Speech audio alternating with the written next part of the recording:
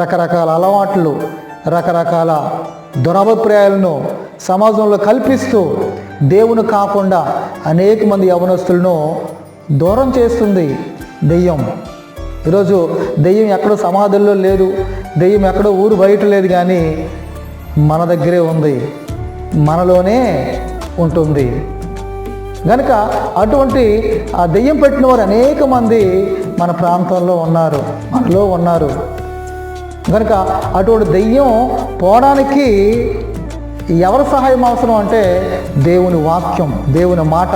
యేసుక్రీస్తే real hero అని నువ్వు ఎప్పుడైతే గుర్తిస్తావో, నువ్వు ఎప్పుడైతే తెలుసుకుంటావో, నీలో ఉన్నటువంటి దెయ్యం, ఆ దెయ్యాలు వెళ్ళిపోతాయి. నువ్వు పరిశుద్ధుడిగా, పవిత్రుడిగా, ఒక మంచి వ్యక్తిగా సమాజంలో బ్రతకగలుగుతావు. అంతవరకు కూడా నీలో దెయ్యం ఆవహించి దేవుని కాకుండా నువ్వు నశించిపోతూ ఈ